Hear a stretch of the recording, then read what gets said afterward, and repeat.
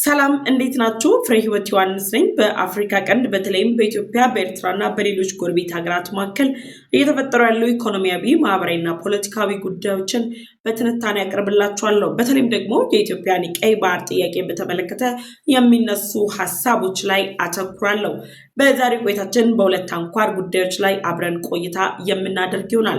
የመጀመሪያው ቀዳሚ አጀንዳችን የሚሆነው በሻዕቢያና በህወሓት መካከል በተፈጠረው ጥምረት አማካኝነት የኤርትራ መንግስት ትግራይን በአንቀጽ 39 መነሻ በማድረግ የመገንጠል እቅድ እንዳለው የሚያንጸባርቅ እጅግ አነጋጋሪ የተባለ ጽሑፍ ይፋ ወጥቷል። ጽሑፉን ያወጣው የሚዲያ ተቋም ደግሞ በኤርትራ መንግስት እንደሚደገፍ የተለያዩ አስተያየት ሰጪዎችም እየገለጹ ይገኛሉ። በተደጋጋሚም የኤርትራ መንግስትን ሀሳብ ሲያንጸባርቅ የቆየ የሚዲያ ተቋም እንደሆነ ጭምር ይታወቃል። ታዲያ የሻዕቢያ መንግስት በኢትዮጵያ የውስጥ ጉዳይ ላይ ጣልቃ በመግባት አንቀጽ 39ን በመጠቀም ትግራይን የመገንጠል አጀንዳ ይዞ መቅረቡን የሚገልጹ አስተያየቶች ከዚህ ቀደም እየተሰጡ የቆዩ ቢሆንም አሁን ላይ ግን ነገሩ እየተባባሰ መምጣቱን የሚያሳዩ መረጃዎችም ይፋ ወጥተዋል። ከዚህ ሪፖርት ጋር በተያያዘ በአፍሪካ ቀንድ ባለፉት 30 ዓመታት በኢትዮጵያና በኤርትራ መካከል ያሉ ውጥረቶች ላይ ያተኮሩ የተለያዩ የጥናት ጽሑፎችና ትንታኔዎችን የሚያቀርቡ ታዋቂ ፖለቲከኛም አስተያየትን ሰጥተዋል። የዚህም ፖለቲከኛ አስተያየትን ጨምሮ የኤርትራውን መንግስት ሀሳብ እንደሚያንጸባርቅ የታወቀው ሚዲያ አንቀጽ 39 መነሻ በማድረግ ትግራይን ትገንጠል የሚል ሀሳብ ያቀረበበት ሀተታ በዝርዝር ይዤላችሁ ቀርቤያለሁ። ከዚሁ ጋር በተያያዘም ደግሞ የህወሓት የፊት አመራር የሆኑት ዶክተር ደብረጽዮን ገብረሚካኤል አስመራ መግባታቸውን የሚገልጹ የውስጥ አዋቂ ምንጮች እያሳዩ ይገኛሉ። ዶክተር ደብረጽዮን ገብረሚካኤል ወደ አስመራ ያደረጉት ጉዞ ምን ላይ ያተኮረ ነው? አስመራ ላይስ የህወሓትን የጦር እንቅስቃሴ ለማጠናከር የተከፈተው ቢሮ ምን ይመስላል? በሚለው ጉዳይ ላይም መረጃዎችን አጠናክሬ ይዤላችሁ ቀርቤያለሁ። ሁለተኛው አጀንዳችን የሆነው በሱዳን የእርስ በርስ ጦርነት የጀነራል አልቡራን ጦርን እየደገፈ የሚገኘው የግብጽ መንግስት እንግዲህ ጀነራል አልቡራንን በስልጣን ላይ በማቆየት የኢትዮጵያን ሰላም የኢትዮጵያን ሉዓላዊነት ለመዳፈር በሚያደርገው እንቅስቃሴ ላይ እጅግ አስገራሚ የተባለ የድሮን ማከማቻ መገንባት እንዲሁም ደግሞ የቱርክ ሰራሽ ድሮኖችን በመጠቀም የሱዳን የእርስ በርስ ጦርነት ላይ በቀጥታ ጥቃትን በመፈጸም እየተሳተፈ መሆኑን የሚገልጹ መረጃዎች ይፋ ወጥተዋል። ኒውዮርክ ታይምስ ያስነበበውን አዲስ ዘገባ ላይ ሰፊ የሆነ ዝርዝር ሀሳብን ይዤላችሁ ቀርቤያለሁ። ለዩቲዩብ ቻናል አዲስ ከሆናችሁ የደወል ምልክቷን ተጭናችሁ ቻናሌን ሰብስክራይብ፣ ቪዲዮን ላይክ በማድረግ ቤተሰብ እንድትሆኑ ጠይቃችኋለሁ። ቻናሌን ሰብስክራይብ እና ቪዲዮን ላይክ ካላደረጋችሁ ደግሞ ለሌሎች ወዳጅ ዘመዶቻችሁ እንዲደርሳቸው እንድትጋብዙልኝ ጠየኳችሁ። ወደ ቀዳሚው መረጃ ከመሻገሬ በፊትም የማስታወቂያ ሰዓታችን ነው። በአዲስ አበባ ከተማ ቁልፍና የከተማው እምብርት በሆነው አራዳ ፒያሳ ዘመናዊነትና የተፈጥሮ ውበት ካለው አራዳ ፓርክ ፊት ለፊት ዘመናዊነትን ከተፈጥሮ አጣምረው የቤት ባለቤት ይሁኑ። በዘመናዊ ዲዛይንና በረቂቅ የህንፃ ጥበብ የሚታወቀው ሜሪት ፕሮፐርቲስ ለተወሰኑ ቤቶች ላይ ብቻ ለጥቂት ቀናት የሚቆይ ቅናሽን አዘጋጅቷል። ለ15 ቀናት የወጣ ልዩ የዋጋ ቅናሽ በአራዳ ፒያሳ በአዲስ አበባ እጅግ ተፈላጊ በሆነው ስፍራ አራዳ ፓርክ ፊት ለፊት ላይ የቤት ባለቤት ይሁኑ። ሜሪት ፕሮፐርቲስ ለተወሰኑ ቤቶች ብቻ የሚቆይ ልዩ ቅናሽን አዘጋጅቷል። ታዲያ ምን ይጠብቃሉ? የሜሪት ፕሮፐርቲስ 30% ልዩ ቅናሽ ተጠቃሚ ይሁኑ። 5.1 ሚሊዮን የነበረው ባለ 1 መኝታ ወደ 3.6 ሚሊዮን ቅናሽ፣ 8.4 ሚሊዮን የነበረው ባለ 2 መኝታ ወደ 5.8 ሚሊዮን ቅናሽ፣ 13.6 ሚሊዮን የነበረው ባለ 3 መኝታ ወደ 9.5 ሚሊዮን ቅናሽን አሳይቷል። ከ40% የባንክ ብድር ጋርም የተመቻቸ ነው። የአስገራሚ ድል የተዘጋጀለት ከፍተኛ የመንግስትና የግል ተቋማት እንዲሁም የተለያዩ ትልልቅ ሆቴሎች ስመጥር የሆኑት ሸራተን ሆቴል፣ ኤሊያና ሆቴል፣ በቅርብ ርቀት በሚገኙት ከፍተኛና መካከለኛ የትምህርት ቤቶች እንዲሁም ደግሞ ዓለም አቀፉ ሊሴ ገብረ ማርያምን ጨምሮ ሌሎች ትምህርት ቤቶችና ስመገናናው አዲስ አበባ ዩኒቨርሲቲ መገኘታቸው ለራሱ ጊዜ መስጠት ቢያስፈልጎትና ንባብ የሚያዘወትሩም ከሆነ አብሮት ቤተ መጻሕፍትን ጨምሮ ታሪካዊና ሁሉን አቀፍ አገልግሎቶች የሚገኙባቸው የከተማችን መዳረሻ ፒያሳ ላይ የቤት ባለቤት እንዲሆኑ ጋብዘኖታል። በአራቱም አቅጣጫ እጅግ የተዋበ እይታ ያላቸው መኖሪያ ቤቶች ልዩ ከሆነ ዲዛይንና የቦታ አጠቃቀም ጋር ለርሶ አዘጋጅተናል። አይዘጊው፣ ቅናሹ የሚያበቃው በ15 ቀናት ውስጥ ብቻ ነው። ለቢሮና ለሳይት ጉብኝት በ0969693337 እንዲሁም ደግሞ 0943787979 ይደውሉ። ሜሪት ፕሮፐርቲስ የመጀመሪያው ቀዳሚ አጀንዳችን የሆነው በኤርትራ መንግስት እንደሚደገፍ እንዲሁም ደግሞ በተደጋጋሚ የኤርትራ መንግስትን ሐሳብ በማንጸባረቅ የሚታወቀው የኤርትራው ሚዲያ አስመራን ሪፖርተር የተባለ ድረገጽ ገጽ እጅግ አነጋጋሪ የተባለ ሐሳብን ይዞ መጥቷል።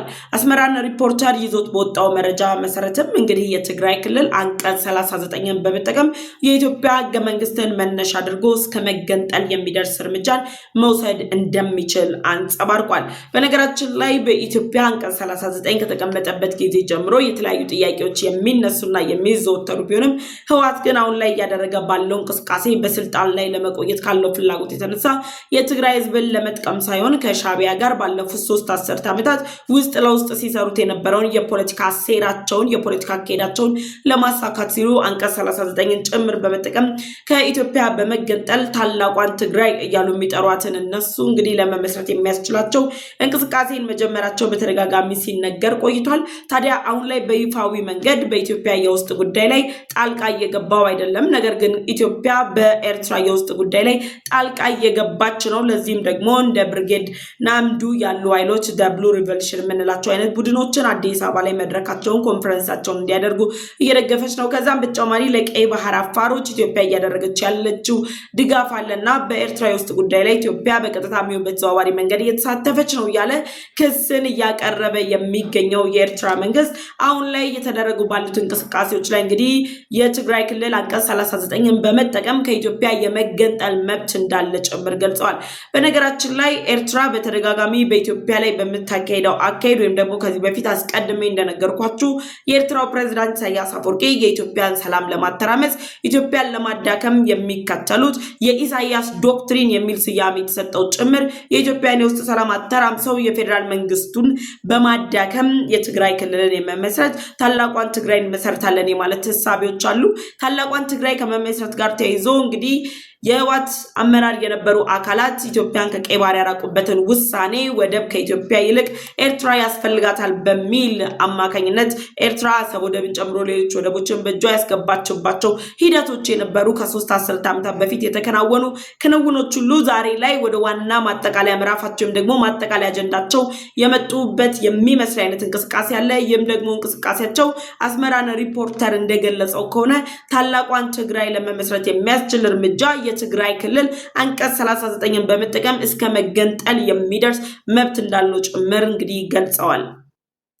አሁን ላይ የኤርትራው ፕሬዝዳንት ኢሳያስ አፈወርቂ የኢትዮጵያን ሰላም ለማተራመስ ትግራይም በአንቀጽ 39 የመገንጠል እቅድ እንዳላቸው ከትግራይ የፊት አመራሮች ጋር እየተወያዩ መሆኑን የሚገልጹ መረጃዎች ቢንጸባረቁበት በዚህ ወቅት ላይ ከአንድ ሉዓላዊ ግዛት ላይ ራስ ገዝ አስተዳደሮችን መፍጠር የመገንጠል መብቶችን ማክበር እንግዲህ የኤርትራው ፕሬዝዳንት አጋር የነበሩት የሶማሌው ፕሬዝዳንት ሐሰን ሼክ መሐመድ አሁን ላይ እየገጠማቸው ያለው የፖለቲካ ስብራት አሁን ላይ እየገጠማቸው ያለው የፖለቲካ አለመረጋጋት የዛ መነሻ እንደሆነ ጭምር የተረዱት የኤርትራው ፕሬዝዳንት እንግዲህ ትግራይን ራሷን እንድትችል አድርገው በአንቀጽ 39 ገንጥለው ኢትዮጵያ የሶማሊያ ጣፈንታ እንዲደርሳት የሚያስችል አይነት እንቅስቃሴን የጀመሩት። በነገራችን ላይ የቅድዊ ይሄ አካሄድ በድንገት የመጣ አካሄድ ሳይሆን ባለፉት 3 አስርት ዓመታት የተመከረበት አሁን ደግሞ በቅርብ ጊዜ ከኤርትራው ፕሬዝዳንት ኢሳያስ አፈወርቂ ከስልጣን ከተነሱ በኋላ ኤርትራ ምን ልትመስል ትችላለች ወይም ደግሞ ድህረ ኢሳያስ አፈወርቂ በሚል የኤርትራ ዲያስፖሮች በከፈቱት ዘመቻ ላይ አስተያየት እየተሰጡ ያለበት ሁኔታ ላይ የኤርትራው ፕሬዝዳንት ኢሳያስ አፈወርቂ ከስልጣን ከተነሳ በኋላ የሶማሌ አይነት እጣ ፈንታ ይደርሳታል። ራስ ገዝ አስተዳደሮች በብዛት ይፈጠራሉ። የቀይ ባህር አፋሮች ይህንን ከሚያነሱ ቀዳሚዎቹ መካከል ናቸው። የቀይ ባህር አፋሮች ወይ ከኢትዮጵያ ጋር መጠቅለል አሊያም ደግሞ ራሳቸውን ራስ ገዝ አስተዳደር አድርገው የማቅረብ አካሄድን ይከተላሉ የሚሉ ሐሳቦች በስፋት እየተነሱ ነው ያሉት። የኤርትራው ፕሬዝዳንት ኢሳያስ አፈወርቂ ከስልጣን የሚነሱ ከሆነ የኤርትራ እጣ ፈንታ አንዲት ሉዓላዊት ሀገር ሳትሆን ልክ እንደ ሶማሊያ የተበታተነች የተሰነጣጠቀች ሊፈቱት የማይችሉት በኤርትራ የፖለቲካ ብስለት በኤርትራ የዲፕሎማሲያዊ ጫና ሊፈታ የማይችል መበታተን ውስጥ የመግባት እድላቸው ከፍተኛ መሆኑና ጣፈንታቸው የመበታተን የመፈራረስ እንደሆነ ጭምር እንግዲህ ከቀናት በፊትም በሰራውላችሁ መረጃ ላይ አጋርቻችኋለሁ። የኤርትራ መንግስት ያንን በመፍራት ኤርትራ ከፈረሰች እኔ ከሞትኩ ምን አይቀለው የሚለው ተረት አለ። ኤርትራ ከፈረሰች በኤርትራ ውስጥ ያለው ህዝብ የመብት ጥያቄ በማንሳት ጭምር የሚከፋፈል ከሆነ የትግራይ ክልልም አንቀጽ 39ን በመጠቀም የመገንጠል መብት አለው የሚል አጀንዳን ይዘው መጥተዋል። በነገራችን ላይ በሰሞኑን በአፍሪካ ቀንድ የሚገኙ የኢትዮጵያ ጠላት ሀገራት የምንላቸው ግብፅና ኤርትራ ትግራይ ክልልን በአንቀጽ 39 ከመገንጠል ባለፈ ደግሞ በጅጅጋ ከተማ ላይ የሶማሌው ፕሬዝዳንት ሐሰን ሼክ መሐመድ እና የጅቡቲው ፕሬዝዳንት ኦማር ጊሌ በጋራ ከጠቅላይ ሚኒስትር ዶክተር አብይ አህመድ ጋር ሲታዩ ሶማሌ መብቷ እየተከበረች አይደለም በማለት ጭምር የኦጋዴን ግንባርን ዳግም እንዲነሳና ራስ ገዝ አስተዳደር እንዲመሰረት የሚያስችሉ ቅስቀሳዎችን ማድረግ ጀምሯል። እንግዲህ ኦጋዴን የምንለው 2018 ላይ ከፌዴራል መንግስቱ ጋር መግባባት ላይ የደረሰ የሰላም ስምምነት ላይ የደረሰ አካል ነው። አሁን ግን ኤርትራና ግብፅ ኢትዮጵያን የሚያጠቁባቸው አማራጮችን በመፈለግ በመጠመዳቸው ትግራይ ክልልን በአንቀጽ 39 መገንጠል ከዛ በተጨማሪ ደግሞ ሶማሌን መብታችን እየተከበረ አይደለም በማለት ራስ ገዛ አስተዳደር ለመሆን የኢትዮጵያ ግዛት አይደለችም ራሷን የቻለች ናት የሚል ሐሰተኛ ትርክት ፈጥረው በዚህ ፕሮፓጋንዳ ውስጥ ኢትዮጵያን ለማተራመስ የሚያደርጉት ጥረት አካል እንደሆነ ጭምር እየተገለጸ ይገኛል።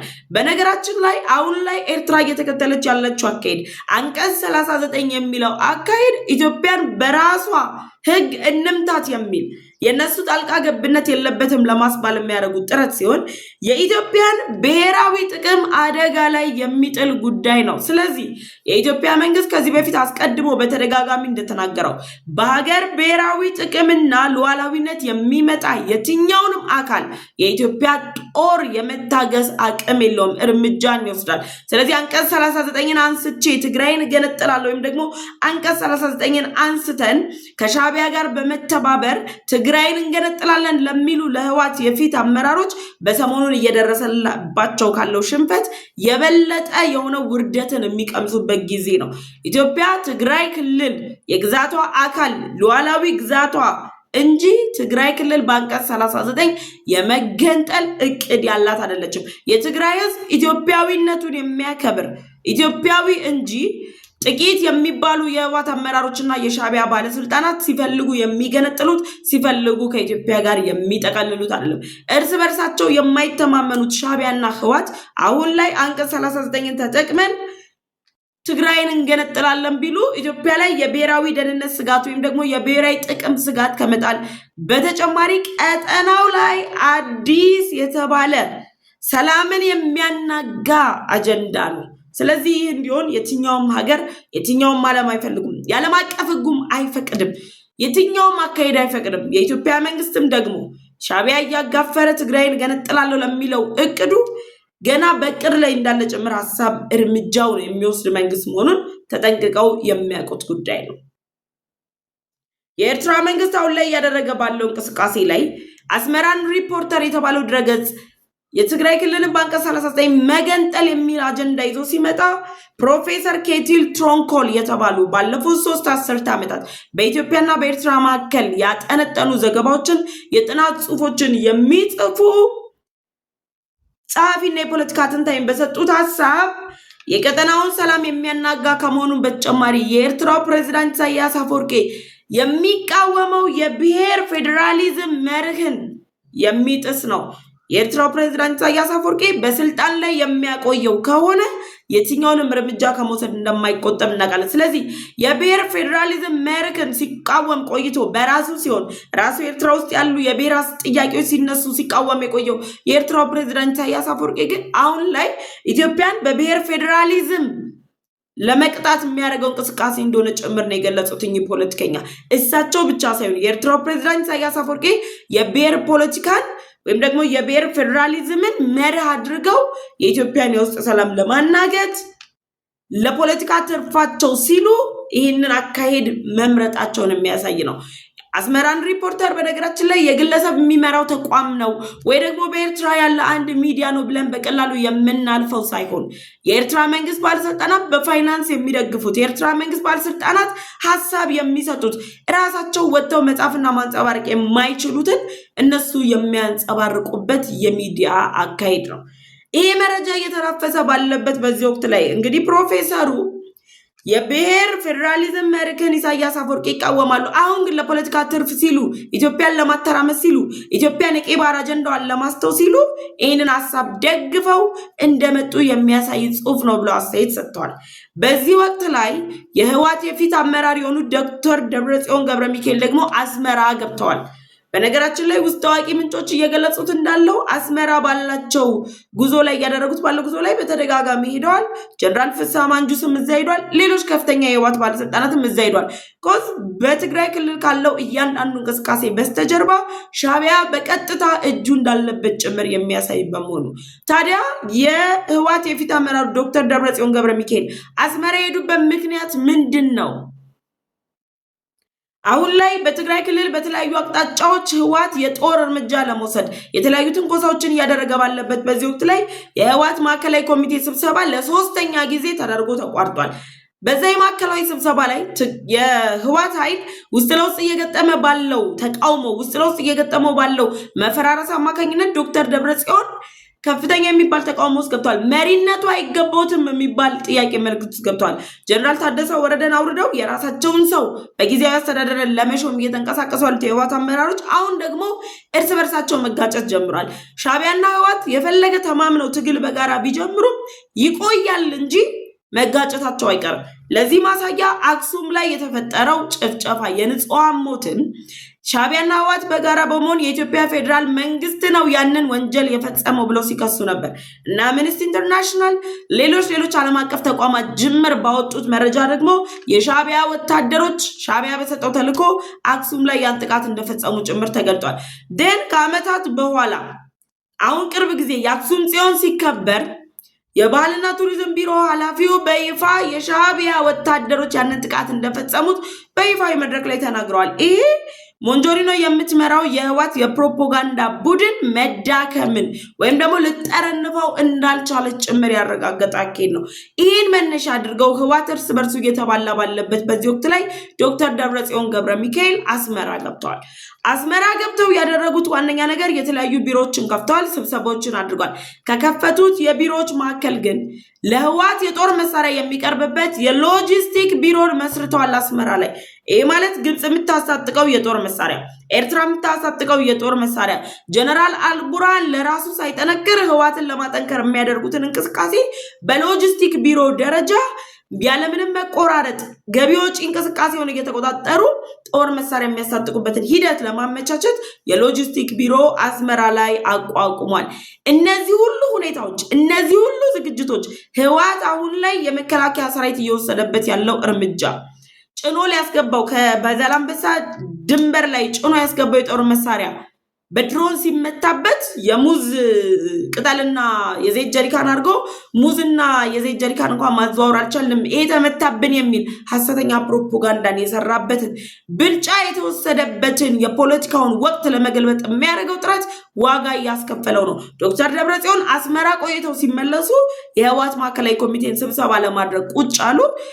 ስብሰባው ላይ ዶክተር ደብረጽዮን ከስልጣን እንዲነሱ ወይም ደግሞ እሳቸው በምንም የፊት መሪነት ሊሆኑ እንደማይገባ ሲነገር ያንን እንቅስቃሴ ለማስቆም ድምፅ እንዳይሰጥባቸው ይነሱ አይነሱ የሚል ውሳኔ እንዳይተላለፍባቸው ትንኮሳ ተጀመረ። ስለዚህ ዶክተር ደብረጽዮንና የኤርትራው ፕሬዝዳንት ኢሳያስ አፈወርቂ ማለት በትግራይና በኤርትራ ህዝብ ላይ የሚቀልዱ ቁማርተኞች ናቸው። በህዝብ ላይ ቁማር የሚጫወቱ ህዝብ እያስፈጁ የሀገር ሰላም እያተራመሱ እነሱ የራሳቸውን የስልጣን ጥማት ለማርካት የሚንቀሳቀሱ ኃይሎች ናቸው። እነዚህ ኃይሎች ታዲያ አንቀጽ 39ን ተጠቅመን ትግራይን እንገነጠላለን። ሞክሩት፣ መሞከር ነው። ብዙ ፎክራችኋል፣ ብዙ ዝታችኋል፣ ግን አንድም አላደረጋችሁም። ስለዚህ ሞክሩት። አይደረግም። ኢትዮጵያ ብሔራዊ ጥቅሟን አሳልፋ የምትሰጥበት ሉዓላዊነቷን የምታስደፍርበት ምንም አይነት ስታንድ የላትም። ምንም አይነት ኤክስኪውዝ የለም። እርምጃ መውሰድ ካለባት ለሰላም እኮ እንደራደር ቁጭ ብለን እንወያይ እኮ እያለ ነው ህወሓት። ትግራይም በዛ በኩል በአንቀጽ 39 ለመገንጠል እያሰቡ በዚህ ጋር እንወያይ እያሉ። እንዴት ነው የምንወያየው? የታጠቃችሁትን ታስረክባላችሁ፣ ተጠያቂነት ይሰፍናል። ላጠፋችሁት ጥፋት ያጠፋችሁትን ጥፋት ተጠይቃችሁ የትግራይን እናት ያስለቀሳችሁትን እንባ የሚያብስ ስራ እስኪሰራ ድረስ አብራችሁ እየተባበራችሁ ሰርታችሁ ህዝባችሁን ማገልገል እንዴት እንደሆነ ህዝብ እንዳይገለገል መንግስትን ስታስተጓጉላችሁ ለነበራችሁበት ሁሉ ዋጋችሁ ተሰጥቷችሁ ቅጣታችሁን የምትወስዱበት ጊዜ ነው እንጂ የጦር መሳሪያችሁን በየጉድጓዱና በየጉሬው እየተደበቀ የትግራይ ህዝብ ካሁን አሁን ጦርነት ተከፈተ በሚል ስጋት ውስጥ የማኖር መብት የላችሁም። አንቀጽ 39 አንስታችሁ መገንጠል አይደለም ያ እንኳን መብት የላችሁ። የጎበዝ ስብስብ ሳትሆኑ እናንተ የሰነፍ ስብስብ ቆሞ ቀሮች ነው ያላችሁ። እንግዲህ አቶ ጌታቸው ረዳ ቆሞ ቀሮች ናቸው፣ በንጹሃን ደም የሚቀልዱ ናቸው። እናንተ ራሳችሁን ቆም ብላችሁ ማየት አለባችሁ። በዚህ ጉዳይ ላይ ሐሳብ አስተያየታችሁን ኮሜንት ሴክሽን ላይ አስቀምጡልኝ። ወደ ሁለተኛው አጀንዳ ተሻገርኩኝ። ሁለተኛው አጀንዳችን የሱዳን የእርስ በርስ ጦርነት ከጊዜ ወደ ጊዜ እንግዲህ የጦርነቱ አድማስ እየሰፋ ጦርነቱ መልኩን እየቀያየረ ሄዶ አሁን ላይ ጦርነቱ ቴክኖሎጂውን አሳድጎ የድሮን ጦርነት አድርጎታል። በዚህ የድሮን ጦርነት ላይ በሁለት ክንፍ የተሰለፉ ሀገራት አሉ። ግብጽ፣ ኤርትራ እና ቱርክ በጀነራል አልቡራን ጦር በኩል በመሆን ኢትዮጵያ የምትባል ሀገር ላይ እርምጃዎችን ለመውሰድ የሚያስችል እንቅስቃሴን እያደረጉ ነው የሚገኙት። ከጀነራል አልቡራን በስልጣን ላይ መቆየት ጀርባ ያለው የግብጽና የኤርትራ እቅድ ኢትዮጵያ የምትባል ሀገር ላይ እርምጃ መውሰድ ነው። በተቃራኒው በአፍሪካ ቀንድ ላይ ሀያልነቷን ለመገንባት እየተንቀሳቀሰች ያለችው የተባበሩት አረብ ኤምሬት በፈጥኖ ደራሽ ኃይሉ በኩል በመሰለፍ ቱርክና የሳውዲ መንግስት ላይ ብልጫ በመውሰድ የአፍሪካ ቀንድ አጋር ለመሆን የምታደርገውን ጥረት አጠናክራ ቀጥላለች።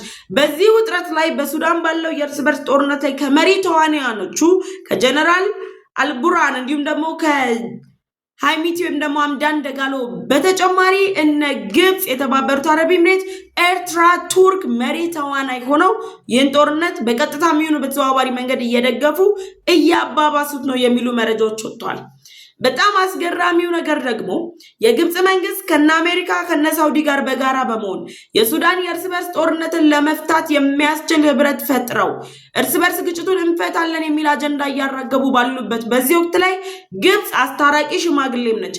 ከዛ በተጨማሪ ግን የጀነራል አልቡርሃንን የጦር መሳሪያ ከማስታጠቅ ባለፈ አደገኛ የተባሉ ድሮኖችን ማከማቻ በመፍጠር የፈጥኖ ደራሽ ኃይሉ ላይ የድሮን ጥቃት በቀጥታ እየፈጸመች ትገኛለች ቱርክ።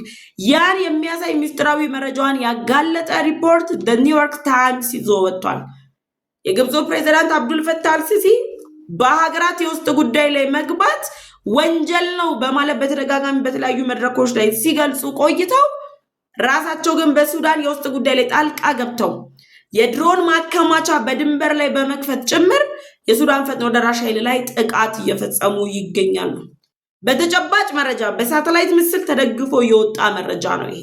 ታዲያ የድሮን ቴክኖሎጂን በመጠቀም እየተፋፋመ በመጣው ጦርነት ላይ ግብጽ ሚናዋ ምንድነው? ለምንድነው ግብጽ ይህን ጦርነት እያፋፋመች ያለችው? የጀነራል አልቡርሃን ጦርን በመደገፍ በህዳሴ ግድቡ የደረሰባት ሽንፈትን ለመካስ የህዳሴ ግድቡን ሽንፈት በቀል ለመበቀል እቅድ ያላት ግብጽ አሁን ላይ የወሰደች ባለችው እርምጃ አማካኝነት በፈጥኖ ደራሽ ኃይሉ ላይ የድሮን ጥቃት ለመፈጸም የሚያስችላት ሚስጥራዊ አየር ማረፊያን ገንብታለች። ይሄ ሚስጥራዊ አየር ማረፊያ ከ2018 ጀምሮ ሲሰራ የነበረ በስንዴ ማሳ ውስጥ የተሸፈነ በእርሻ የተሸፈነ ለሳተላይት ምስል እንዳይመች የተለያዩ ዓለም አቀፍ ተቋማት እንዳያዩት የሱዳን የፈጥኖ ደራሽ ኃይል እንኳን እንዳያየው ቅድመ መከላከል ስራ እንዳይሰራ በሚል በእርሻ መሃል ላይ በስንዴ እርሻ መሃል ላይ በእርሻ በአረንጓዴ የተከበበ አደገኛ የጦር ማከማቻ ፈጥራለች። በዛ የጦር ማከማቻ ውስጥ ግብጽ ምንድነው የምትሰራው? ድሮኖችን ታከማቻለች፣ ሌሎች አደገኛ የጦር መሳሪያዎችን ታከማቻለች። ከዛ በተጨማሪ ቱርክ ሰራሹን ባይራክታር አኪንቺን የጦር ድሮን ተጠቅማ ፈጥኖ ደራሹ ላይ ጥቃት እየፈጸመች ያለችው ግብጽ ናት።